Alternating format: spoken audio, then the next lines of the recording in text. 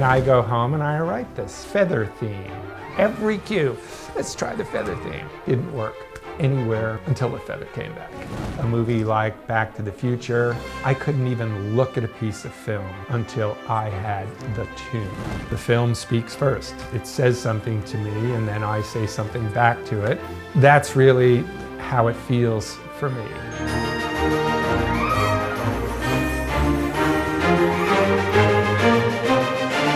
Hi, I'm Doreen Ringer-Ross from BMI, and it's my lucky day because I'm sitting here with Alan Silvestri, who's about to receive our Icon Award very shortly, and we're going to get to talk about stuff. And I think we should start right at the beginning. You were a guitar player and a drummer, and suddenly you started scoring films. How did you go through that transition? It was an accident, and it was a job. And that was probably the most important part. And the accident part was I had been living in LA, cobbling a life together, playing guitar in clubs, giving some lessons, whatever I could do, working with a songwriter named Bradford Craig, who is a BMI writer. And he got a phone call one night from a film producer who had a small, low-budget film and had seen Brad's credits and wanted to know if he'd be interested in scoring the movie. Well, of course, Brad didn't write any music, so he literally puts this man on hold, calls me up and says, "We have a chance to do a movie. You know about notes, so you score the movie and I'll write the words." And I said, "Great." I literally went to Pickwick Books on Hollywood Boulevard, walked in, asked if they had any books about scoring films. Thank God Earl Hagen had written his book at this time. And they said, "Yes, what's it called? How to Score Films." "Okay, I'll take it." And I literally burned through Earl's book that night, showed up for my meeting, got the job, did the score, and here we are. The music from Chips ended up forging another break for you, right? Well, it wasn't even so much the music as someone who worked on that show. When that show ended, at least a year goes by, and I got a call from Tom Carlin, who had been the music editor on Chips. And that's where the whole Romancing the Stone miracle originated.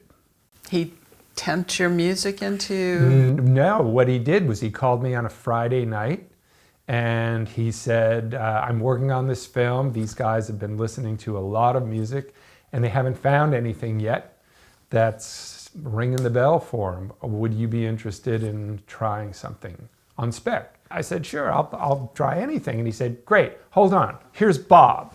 And he puts this guy on the phone, says, "Hey Al, it's Bob." So this guy and this girl, they're running through the jungle, it's raining, they have machetes, they're being shot at, and can you do about 3 minutes of that and come in and see me tomorrow morning? It's like, sure. So I put together this little 3-minute mock-up / demo, and I mean, you know, it was really rough. Tom Carlin listened to the cassette tape just so he wouldn't be cast in a bad light if it was, you know, not good. And he liked it, and he brought Bob in, as you know, many know, was Bob Zemeckis. And Bob listened to the cassette, was very nice, thanked me for my time, and left the room. Whatever the tapes may have done, I just think it's so important to be in the room because after all, everything that happens is got to do with relationships. Let's talk about your creative process though for a second. Where do your ideas come from? Mine come from the movie. And it's this incredible partner. And it's not the enemy.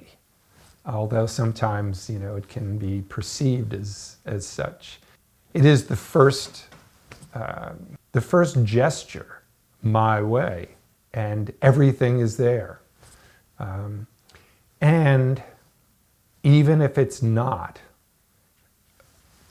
as a composer, but also as a viewer, we have to take this film into our apparatus.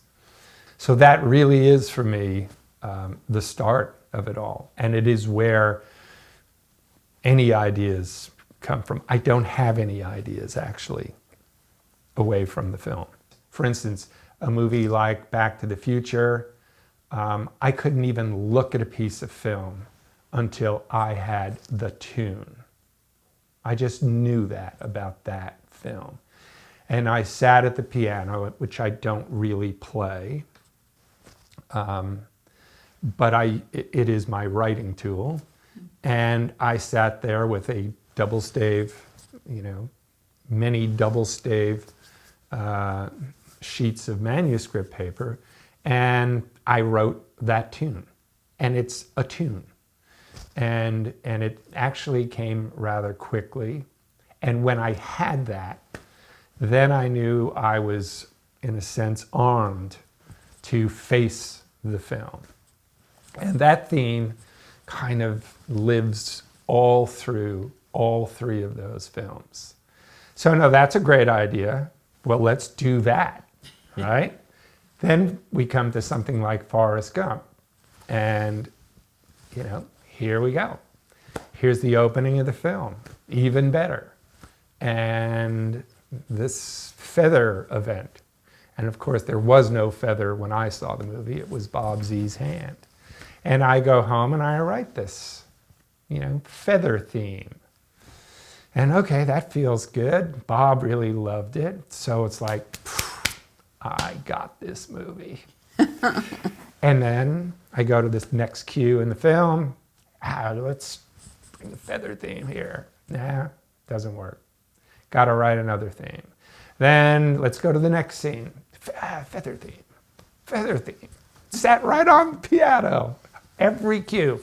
Let's try the feather theme. Didn't work anywhere for the rest of the film until the feather came back. That film, though, I did linearly. I had the feather theme now, and then next piece of music. Oh, that doesn't work. Got to do something there. Next cue. Something.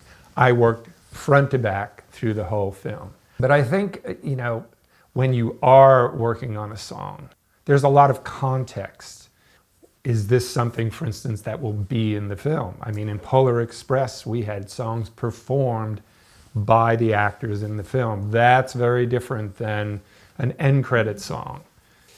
Songs are, they have their own life. You've said that film music should be a conversation. It is a conversation for me.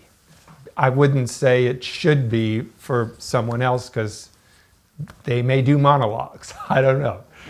It might not be. But for me, yeah, it is the experience of a conversation. Between who and who? Well, it's between the film and the composer.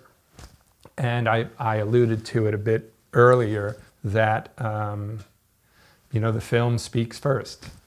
And it says something to me, and then I say something back to it.